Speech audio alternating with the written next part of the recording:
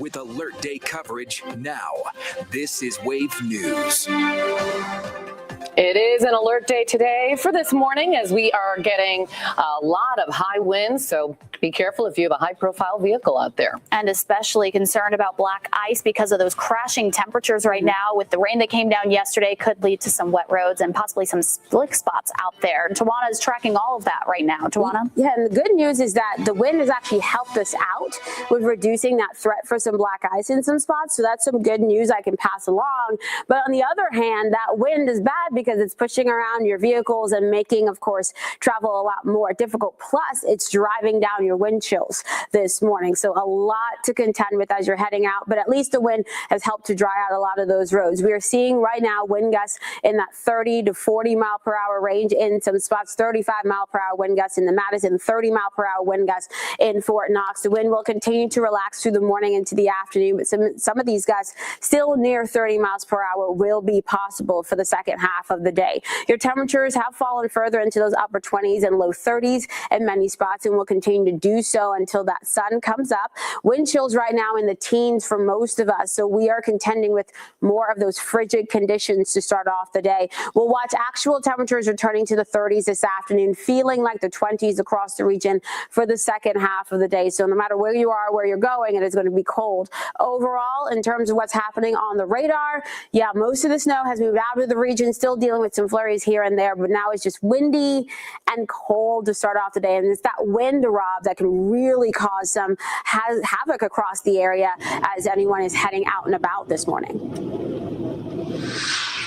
Yeah, Tawana, that is absolutely the case. We've been out for about 2 hours on the roadways, and that's what we're seeing. Just those intermittent gusts that kind of whip the vehicles around, especially high-profile vehicles, the Storm Tracker being one of them. We're on 65 right now, not too far from New Albany, and we're still seeing some of the, we were behind a tractor trailer about maybe 10, 15 minutes ago, and you could actually see parts of it kind of swaying where we got to some areas with some particularly high winds. But right now, the road conditions looking pretty clear out here. We are still seeing some of the wet pavements, as you mentioned just a moment ago. And certainly you want to watch those as you head over the bridges and overpasses because those could refreeze over throughout the day. It is so cold out here this morning, such a dramatic difference from what we saw just 24 hours ago. Again, as you see, we're just approaching Charleston Road, and it's not too bad out here. We haven't seen any accidents or anything, but traffic is moving along at a pretty good clip. But you're going to want to watch your speed as you head out this morning because those wind gusts can be particularly sneaky, especially as you head over the overpasses and bridges. And if you don't have them already, make sure you do.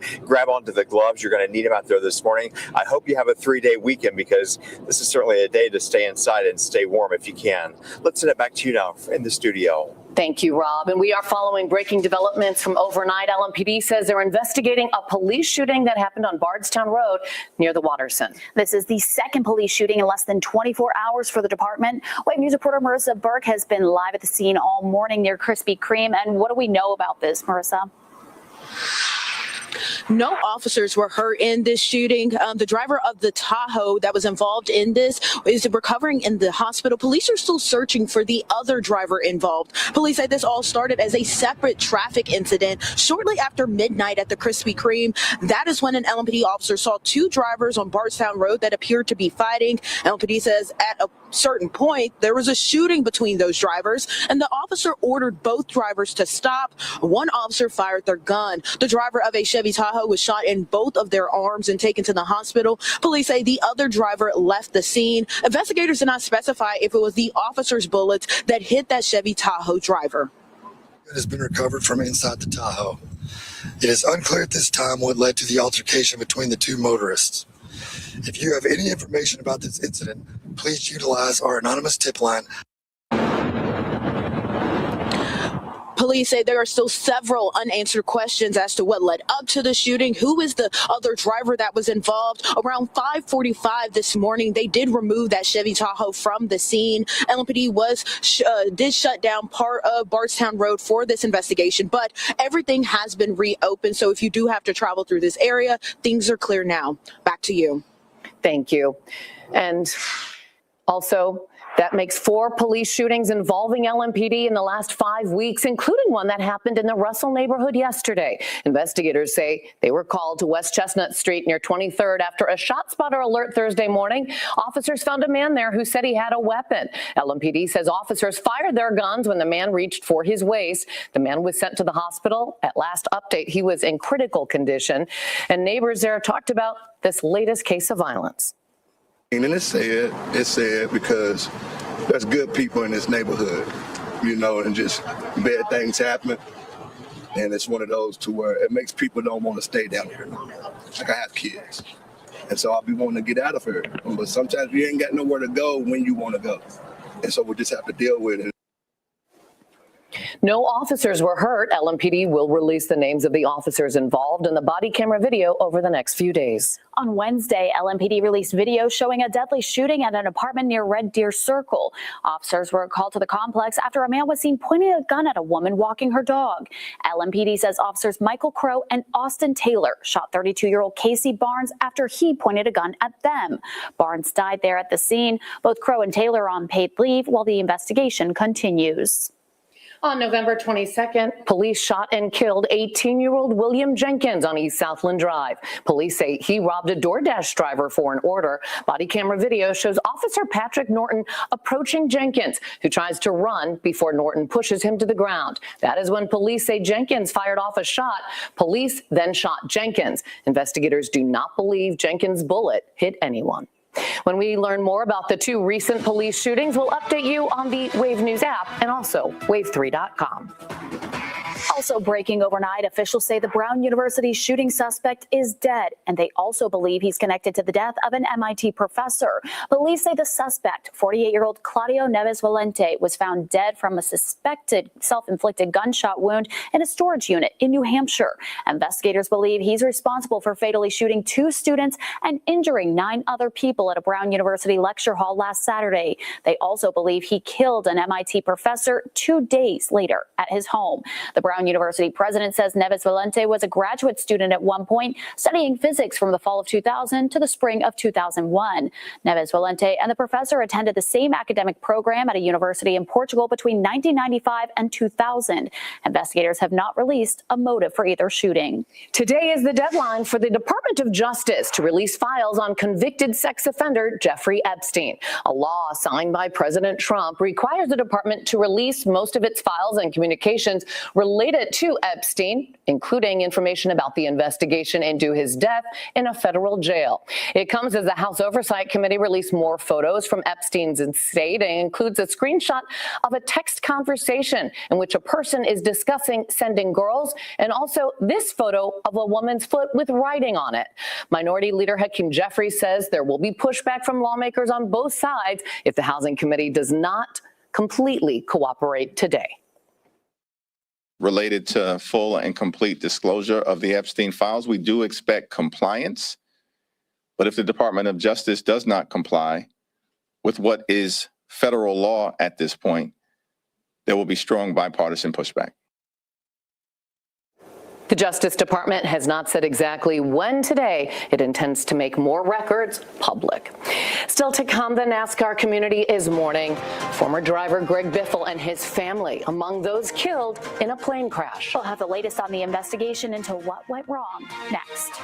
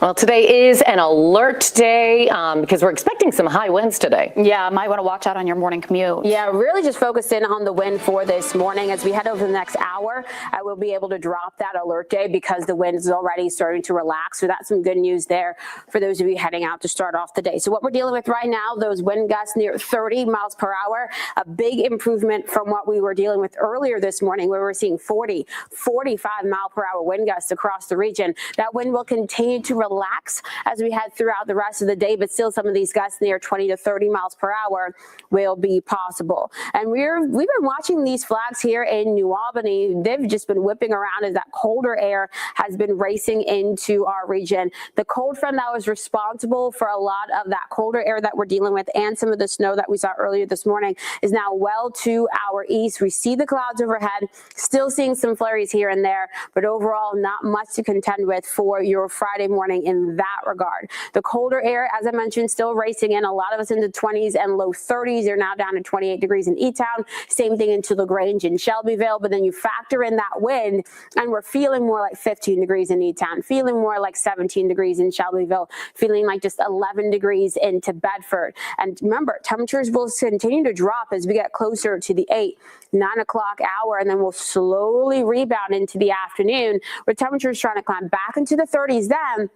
But with the wind, yeah, we're going to feel like the 20s throughout most of the day. So just factor that in as you're getting ready. Now, once we enter this afternoon, we do see some sunshine. We are going to see a mix of sun and clouds sticking around for your Saturday as we watch for wind gusts tomorrow, especially in the afternoon, near 30 to 35 miles per hour. So another windy day on Saturday. This will come out ahead of a cold front moving in for Saturday night into your Sunday morning. And that is going to push your temperatures down into the 30s and low 40s for Sunday. So Sunday, as winter begins, we're going to actually feel like winter.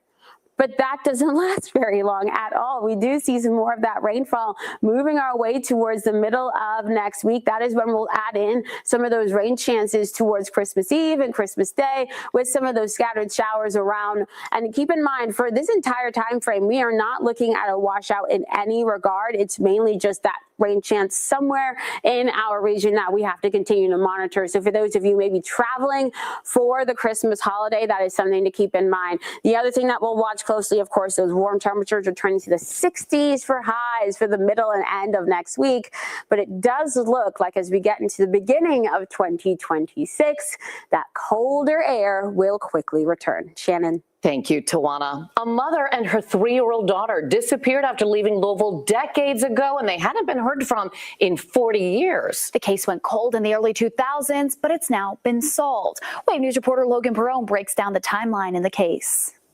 Uh-oh, they're coming for you, Sharon! They don't want me! 42 years after a Kentucky kidnapping, the wanted mother we're here for you, ma'am. has been found. Police arrested 66-year-old Deborah Newton, who was going by the name Sharon, in Florida on November 24th, decades after she disappeared with her daughter. I didn't do anything. In 1983, Newton left Louisville with her then 3-year-old, claiming to be headed for Georgia.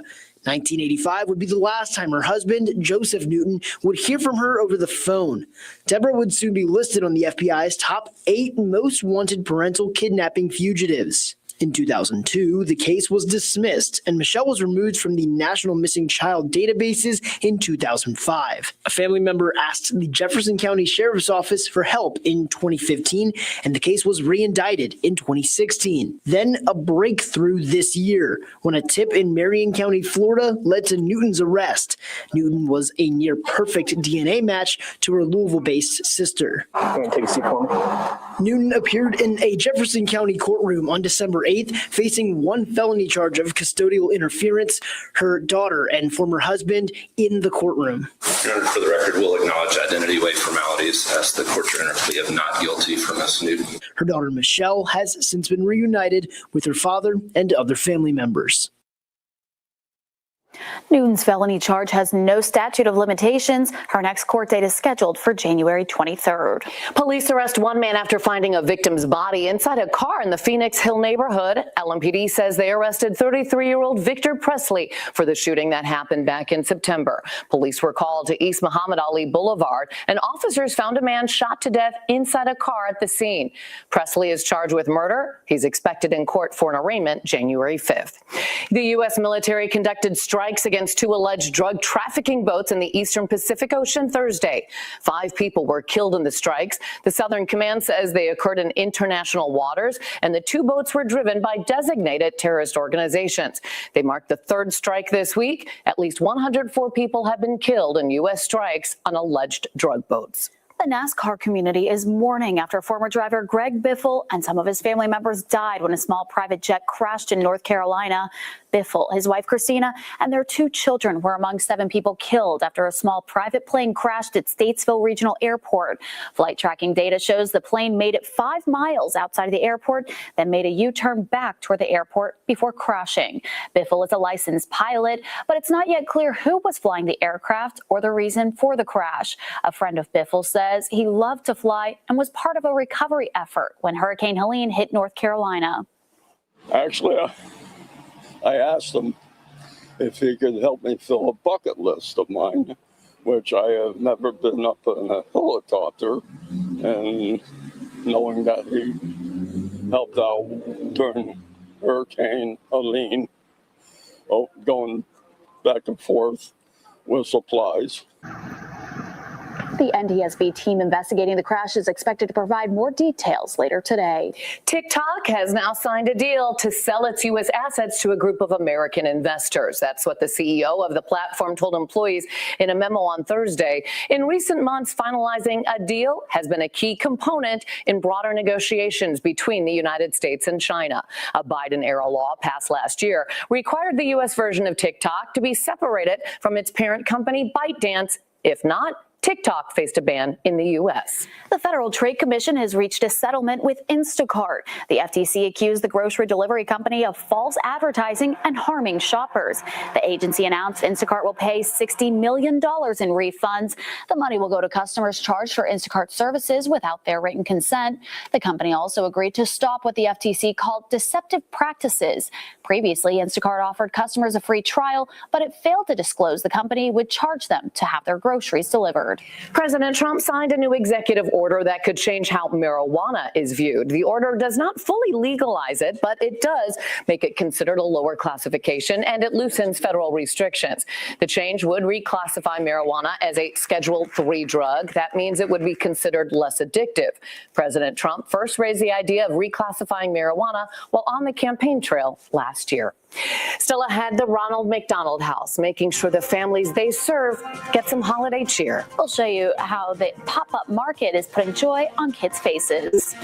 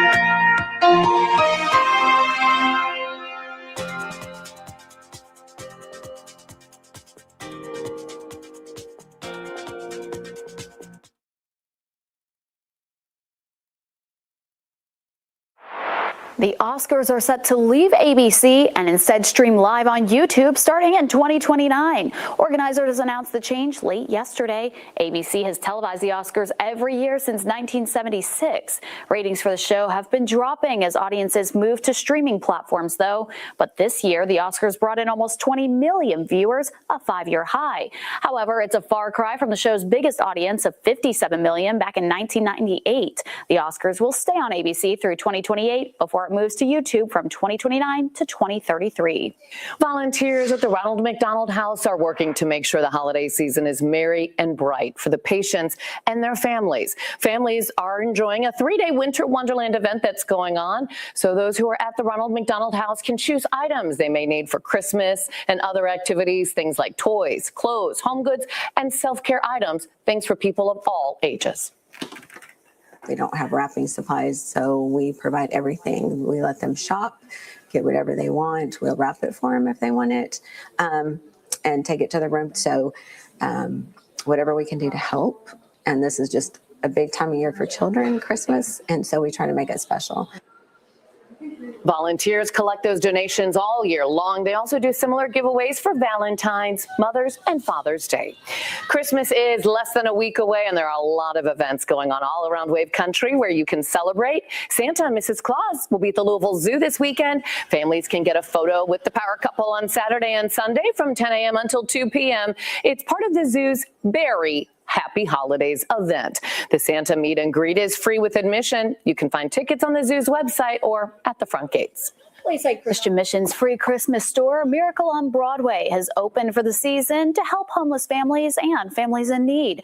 Volunteers will be able to help people navigate the shop and select gifts for their children. This year, Toys for Tots provided thousands of toys for kids, infants, up through their teens. Many churches and individuals have also provided toys for the Miracle on Broadway project. The store is expected to help hundreds of children in the Louisville area this year. We feel that it's very important that we help these families in need because of the children. We want the children to experience Christmas like their peers, their ones they go to school with. We don't want any child to feel left out, and it's important that they know that they are cared for, that there are people who care in this community for them, no matter what situation that they're in. Applications for the store were due in November, but Wayside says if you missed that deadline, you can still come to Hotel Louisville the morning of December 23rd to get help. You must bring a picture ID and a proof of the children you're shopping for. Mayor Greenberg is honoring two figures in Louisville history. The mayor announced that the recipients of the 2026 Martin Luther King Jr. Freedom Award will be retired NBA star Daryl Griffith and former interim LMPD chief Yvette Gentry. Gentry was the first woman to serve as LMPD's interim chief. Griffith, or as U of L fans know him, Dr. Duncanstein, is a former Card who went pro and has continuously given back to the Louisville community. These awards will be presented during the annual Keepers of the Dream event in January. We'll be right back.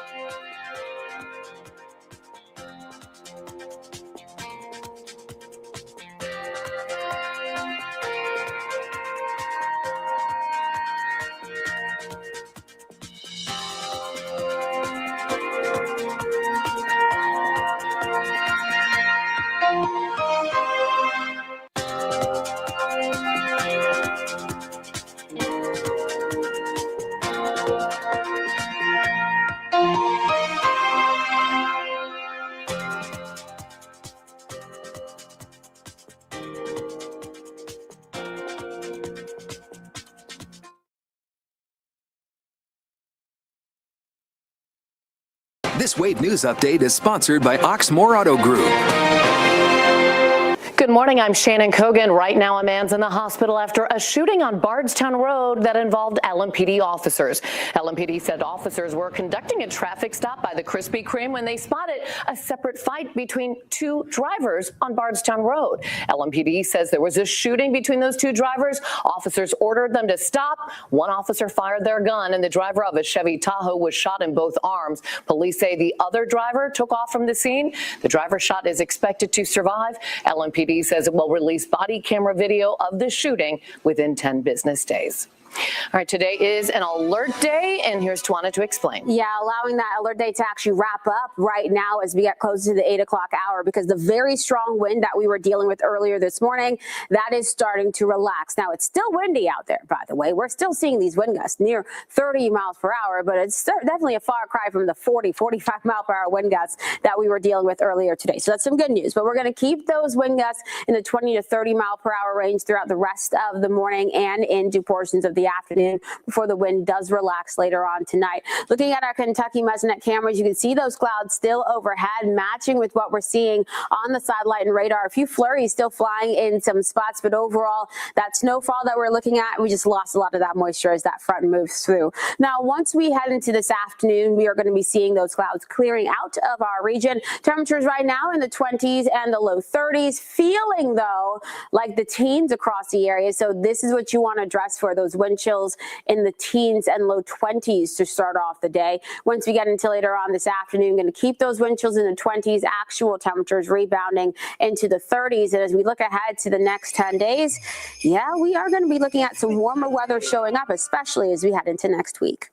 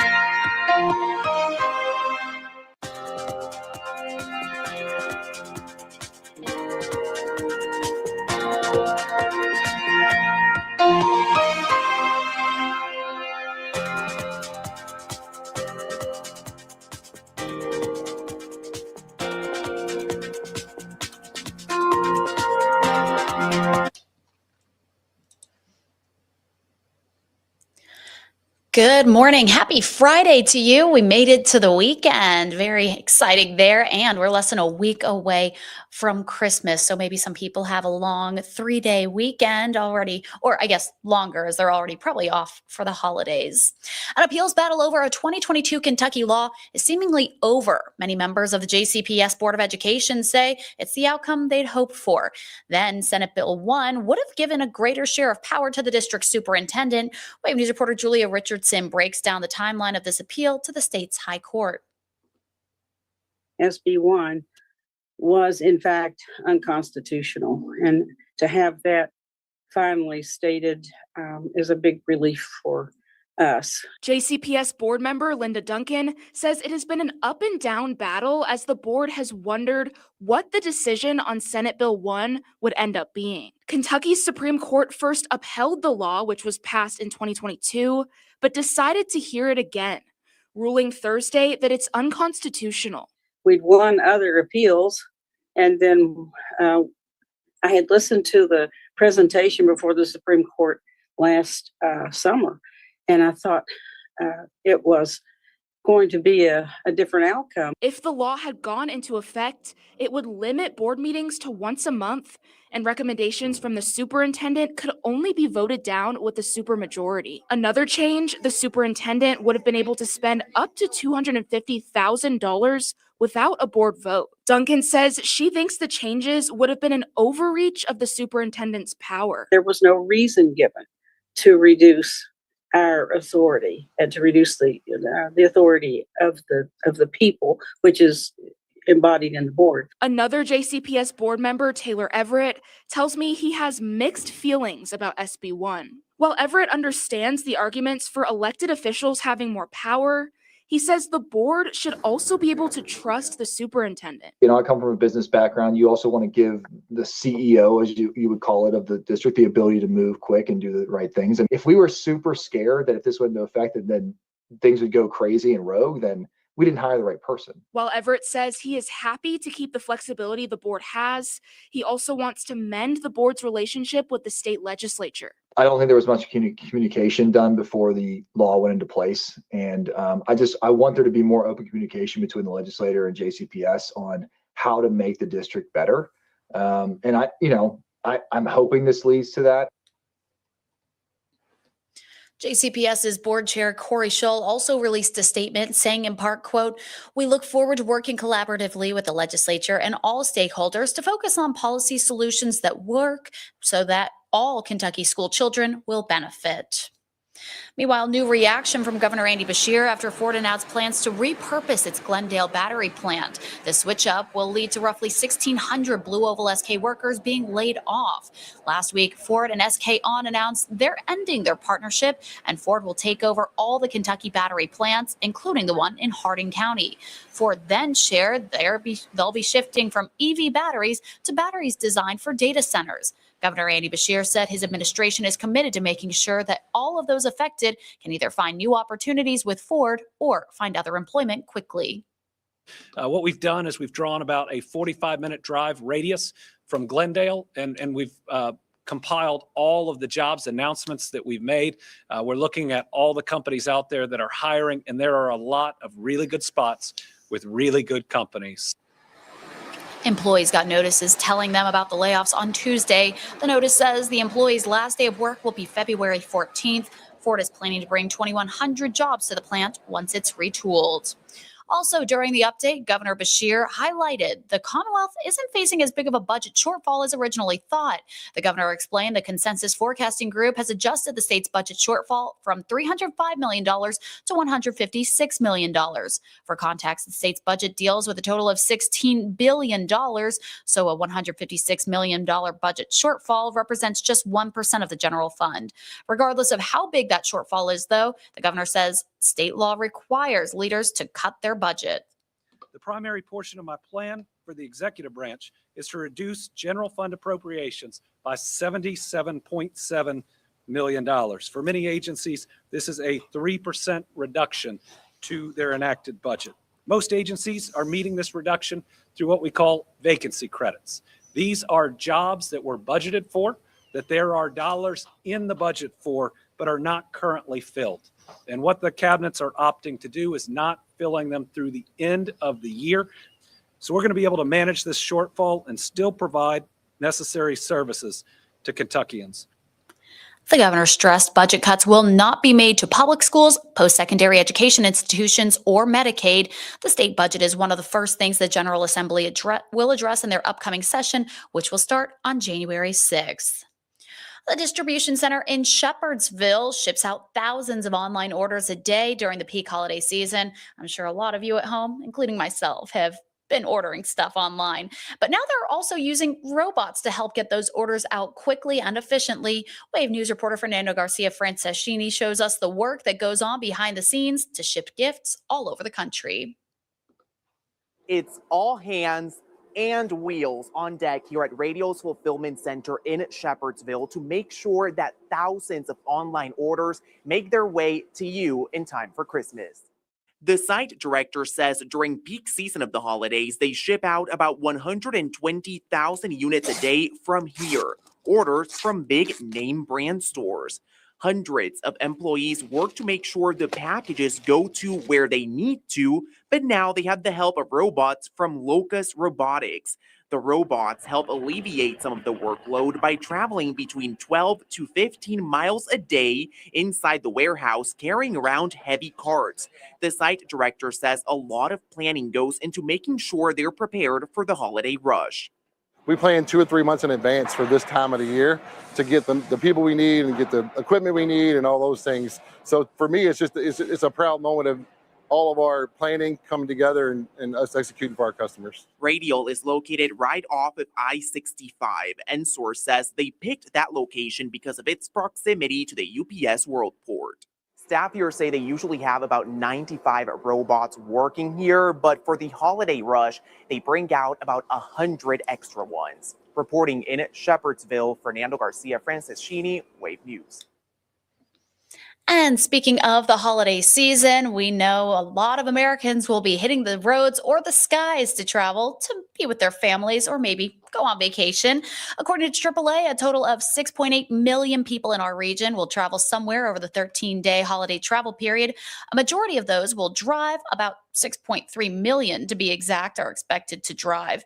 And while more than 200,000 will fly and 319,000 will take another form of transportation like a bus, train, or a ship. For those hitting the roads, the time you could leave could determine if you hit traffic or not. AAA recommends people leaving this Saturday should head out after 9 p.m. So try to drive through the night. And for Sunday, you should drive before 11 a.m. And Monday and Tuesday, make sure you leave before 10 a.m. Around 122 million Americans will travel at least 50 miles from home between December 20th and January 1st. We're going to take a quick break. We'll be right back in 2 minutes.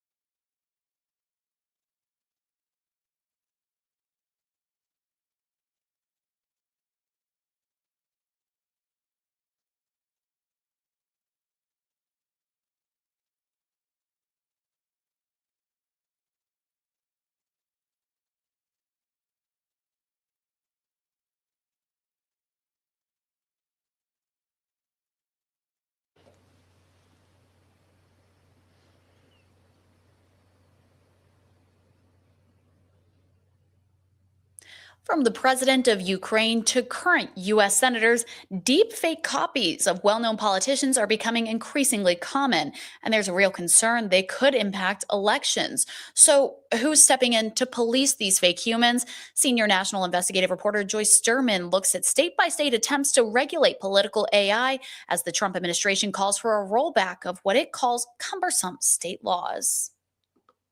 We've heard it over and over again. Seeing is believing. But in the age of artificial intelligence, can you really believe what you see?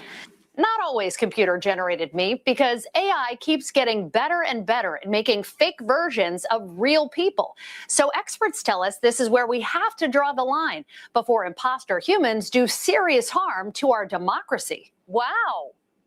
The danger of what I call fake AI people or counterfeit people is really big. Jeremy Carrasco is a genuine, very real person with very real concerns about the future of artificial intelligence. If it gains the ability to make a perfectly undetectable human in video form, it becomes incredibly powerful. AI is already getting extremely close. Human deepfakes are all over the internet, with people's voices and faces replicated so well, it can be hard to tell what's real. That's where Jeremy comes in.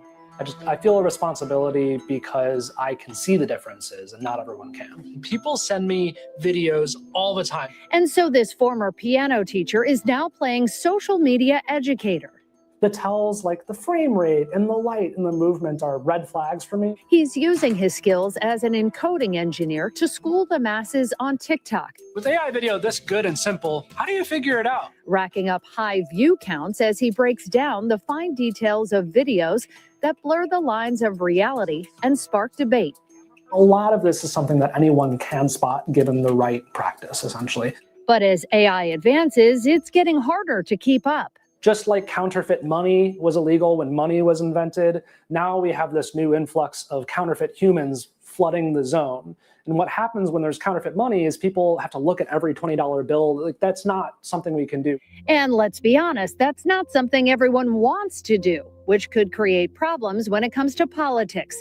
Given the country's deep divide, experts say many people deliberately choose to believe what they see. People want to assume the worst thing about opponents. And so if you see a negative image of a Joe Biden or a Donald Trump, and if you agree with that message, you're going to accept that as a statement of fact, even if it's fake. Daryl West is an author and researcher with the Brookings Institution in D.C. For years, he's been looking at the connections between AI, disinformation, and democracy. Our democracy cannot survive unless we deal with this issue. West says tech companies could deal with it by being more serious about content moderation, pulling down deepfakes, especially because of their potential impact on voters and elections. Right now, though, no one's making them. There are a number of things that policymakers could do. It's just nationally, we haven't done any of those things. Congressional leaders have tried. U.S. Senator Amy Klobuchar, a victim of a recent deepfake with vulgar descriptions about an actress that went viral, has co-sponsored bills trying to put up guardrails that would help curb AI deception. One of her proposals would require disclaimers on political ads generated with substantial help from AI to alter images, video, and audio, giving voters a reality check. When it comes to these fake political videos, the fact that we're not even passing something that says digitally altered for the ones that are constitutionally would be protected. Right now, that protection is piecemeal and largely depends on where you live. Our national investigative team looked at regulations nationwide, finding at least a dozen states have already passed AI disclosure laws related to political candidates. Some include specific rules for language, saying the content has been manipulated, altered, or generated by AI. Requirements that wording be a certain size or lay directly over top of a deepfake. Regulations that ban dissemination of AI content for specific time periods before and after elections. And some even give candidates depicted without a disclaimer the option to seek damages. So this is a good example of a meme account that's using AI, and every single post is a press conference. With real people. Jeremy Carrasco is doing his part to help them, but he's not trying to sway voters or even say definitively when something is a deepfake. He just wants the audience to have the skills to figure it out themselves.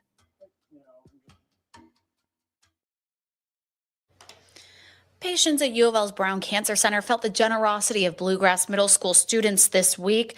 The students put together care packages for patients at the Brown Cancer Center. It all started as a thoughtful gesture in 2023, inspired by Lieutenant Governor Jacqueline Coleman's breast cancer diagnosis.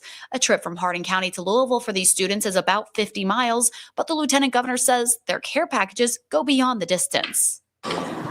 These guys give me hope. And they're going to give hope to so many people here. She was able to power through that and remain in office. And I think her enthusiasm about the subject and her openness about it is really helpful for people who may be struggling. Amazing to see that inspiration right there. Students delivered more than 500 care packages to patients battling cancer on Thursday. Some of the items inside the bags include shampoo, toothbrushes, mouthwash, lotion, and blankets. The Hands and Craft Florist is making sure people in our community can get not only non-perishable food items, but also fresh food at a local food pantry. The floral shop donated one of their refrigerated trucks to Bread of Life Food Pantry Thursday. It's located on Highway 42 in Goshen. The truck is about 10 years old, but Eddie Kraft of Hands and Craft says it's been well taken care of, and they hope it helps people in the community not go hungry.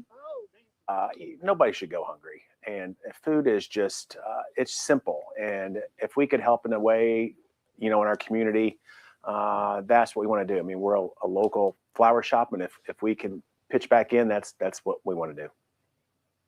So if you see the truck driving around, it will still have the Hands and Craft Florist decals on it. The food pantry says they want people to know the generosity that the flower shop has shown them. GE Appliances also donated several refrigerators and freezers to the food bank to help store perishable goods. They also took care of delivery and installation at the Floyd County Library. About a week ago, we received a donation of 700 pounds of frozen chicken, and we had to get creative with how we stored that throughout the library. But today's freezer is going to increase our storage capacity and help us keep all of that in a centralized location that's easy to access for our staff. The food pantry in the Floyd County Library serves about 200 people every week. Well, earlier this month, we put a spotlight on an 83-year-old man who graduated from U of L with his bachelor's degree, and a similar story for an 80-year-old woman who's getting ready to graduate with her doctorate at the University of Kentucky. Ellen Ice has a closer look at her educational journey. It's been a while. 80-year-old Lenora McGrath is talking about the last time she walked across the stage, diploma in hand. A while actually means 40 years. Lenora became a math teacher in the 1960s, got her master's in 1985, and started her doctoral degree in 2005. Then, as always, God has other plans and life intervenes, so I took a sabbatical. With only 4 classes to go and a dissertation to defend, Lenora went back to school with a gentle nudge from her 2 children.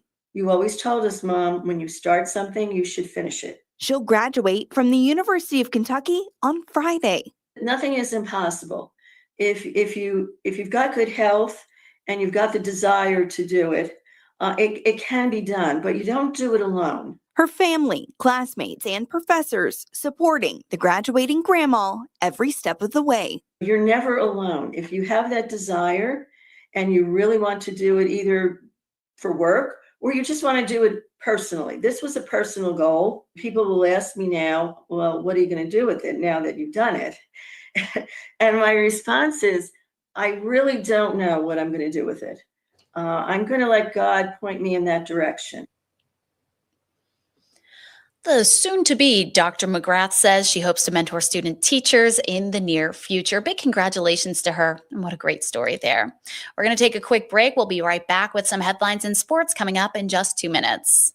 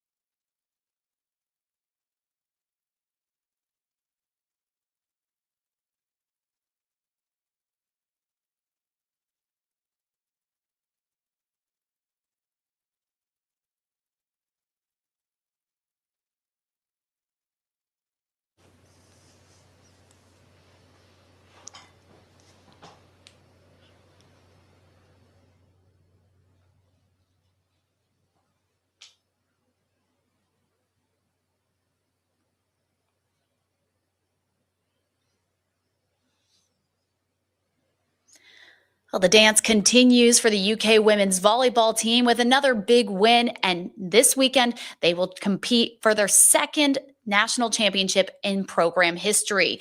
The Cats took on Wisconsin in the Final Four in Kansas City last night. They won 3-2 in a thrilling match against the Badgers, but this game was pretty special for Brooklyn Delay from UK. She's from Topeka, Kansas. These games being played in Kansas City, Missouri, but not far from Topeka. She says returning to the area to win a national title would be a dream come true. Yeah, it's just surreal. I just know, like, when we were busing over here, it's just like some place that I go to very often, even growing up. So it's just really cool to be back, and super excited for this opportunity. So now the Cats will take on the number 3 Texas A&M Aggies this Sunday. If you remember, Texas A&M knocked Louisville out of the tournament. That match is set for Sunday at 3:30. And tomorrow afternoon, it'll be a homecoming for former UK head coach Rick Pitino when he faces the Cats. And this game will be played in Atlanta, though, but still quite the rivalry here because it'll be teacher versus student as Pitino takes on his former captain of the 96 national championship team, Mark Pope.